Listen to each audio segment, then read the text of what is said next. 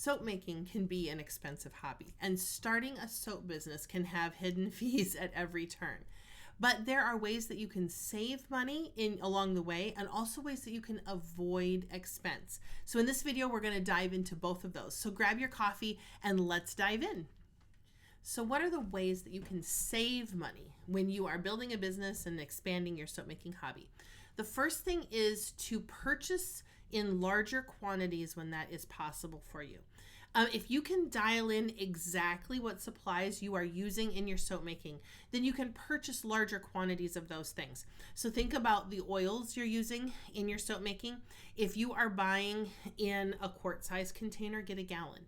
If you are currently buying in gallons, could you get a 5-gallon bucket? How can you increase that quantity to drive the price per ounce of what you're purchasing down so that it brings the cost of your product down as well?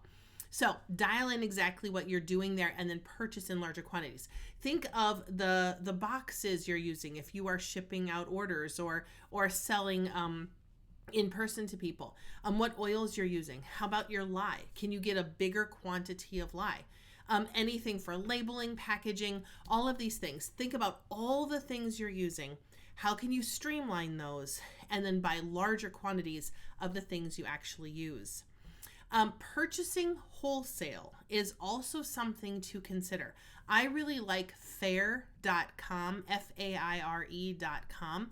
It's just a very accessible wholesale place that you can purchase. It's in the States, so you're not shipping internationally generally.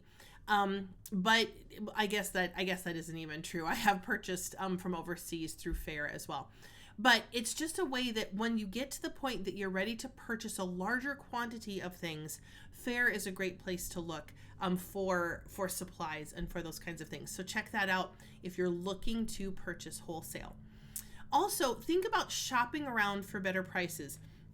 I know when we are purchasing things, especially when we have something that we're buying routinely, we tend to get in a rut. Well, I always buy my coconut oil from here, and I always get my lye from there. Shop around, look around, see if there is some other place where you can get a comparable quality product for less price. Don't just always purchase from the same place. Look around. Also, prices shift every once in a while, and you might find that someplace else has a better deal than what you've been getting. So really be aware of those things.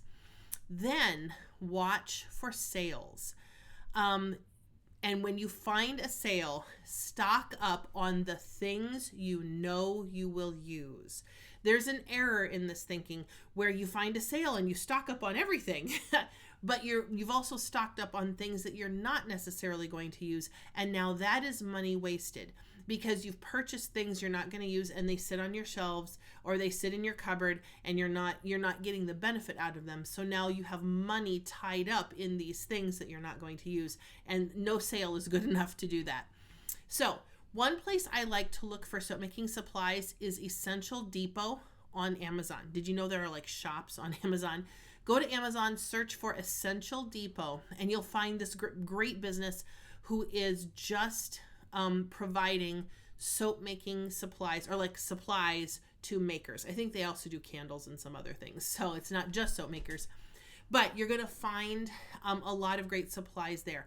Now, they have a discount program that you can use also on Amazon, so check that out. And also, they run amazing sales. I know just recently they had a sale on their 50-pound cube of palm oil, if you use palm oil. And it was the best price that I've ever seen. However, you do have to watch and just know whether you're going to pay shipping on this or not, whether it's available on Amazon Prime or not, because that will make a huge difference as to whether this is a good deal for you or not. But just watch for sales. Watch the places that you like to shop from. See what their deals are. Do they have a discount code? Do they have like a sale that maybe you'll notice over the years? It comes around seasonally, like every August they have a sale or something. Just be aware of those, and when you find them, really stock up on the things you know you're going to use. Think about now, both for your soap making and for your business, think about the equipment that you are going to need and how can you find that equipment secondhand. How can you just kind of get started with, there are some things that do not need to be purchased new. How can you find those things? Being a frequenter of thrift stores or any place around you, Facebook Marketplace. I know of a person who found a bunch of soap making equipment on Facebook Marketplace because somebody made a bunch of purchases, didn't end up using it, and now they're selling it for almost half price. So think about all those places where you can find things that would be, a better price than buying them new. So I think of like the cups I use for mixing colorant. They're old Corelle cups. You can't break them. You can't stain them. They clean up beautifully. And I got them for a song at a thrift store. So just think about those kinds of things. Maybe you could find silicone molds there. They might be for baking, but you could find them there. Maybe your stick blender. Pans for melting your oils. If you want to have pans that you can leave oils in and not have them be your normal kitchen pans. What about if you are moving toward a business and you'd like to print some of your labels? What about a color printer? I know I've seen printers at thrift stores before, but that kind of crosses a line, at least in my marriage, where I would have to defer to my husband, who does more of that techie equipment kind of stuff. But it is possible that you could find, something like that to help in your creating of your business and your soap making hobby. So one other thing that isn't, well, it is kind of saving money, but it's a related topic. Remember that whether you're looking at soap making as a hobby or whether you are looking to build a business, the pace at which you grow is completely up to you.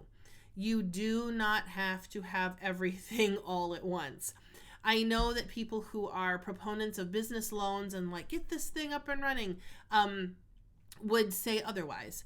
But or they would tell you also that you have to spend money to make money, and that is true, but it's also not a blank check. And you can put your business on a budget and just say, you know what, I can invest this much money at this point and then have a hard stop. And then next month, maybe you've got a little bit more money. Now you can do something else and have a hard stop. And it just keeps it from feeling like you're bleeding out financially over this business and over this hobby. Remember that it's completely up to you. You can pull back, you can pull back on the reins, you can slow it down at any point. And I would really encourage you to do that. This doesn't have to go gangbusters overnight, and you are completely in control of that. So don't look at it from the end of, you haven't gotten started yet and said, well, I can't possibly because look at how this might get out of control. Remember, you are always in control, and you can grow this at whatever pace you would like. Ways to avoid expense when you are starting a soap business. Mistakes are going to happen. And if you have been in soap making for any length of time, you know that mistakes happen. Batches don't turn out like you would like. Colors don't hold. You have this great thing of soap and then you realize you forgot the fragrance entirely. All of these things will happen. In soap making, we're familiar with that. In building a business, mistakes can cost you both time and money. And we will like to avoid those as much as possible. Even the mistakes that make you have to stop what you're doing and back up and fix that piece that you didn't catch back here and then now redo all of this stuff. It's just frustrating and slow going, and we need to avoid those if possible. Knowing where you need help can save you a ton of time and help you get your business up and running faster and start bringing in money sooner. So realizing, okay, am I very comfortable building a business, or is this foreign territory that I have never walked down before? And maybe I'm even hesitant to even go down this path because I have no idea how to get started. I don't know where to start, and I don't know what it's going to entail, and I'm quite certain I don't want to spend all this time figuring it out. If you've built a business before, you know what to do. You know how to get started. You don't need someone to hold your hand along the way. But most soap makers are not currently business people, and they just don't know how to get started. And if you are in that camp, we have developed something just for you. Now, this is not a sales pitch yet. This is just a little peek at what we are working on putting together for you, and it will be ready coming up here pretty soon. So just hang on. I'm going to explain to you what we've got for you. At Big Red Barn, we want to walk alongside soap makers who would like to have their own business, but just don't know how to take those first steps and how to get the framework of their business put together. We love doing that.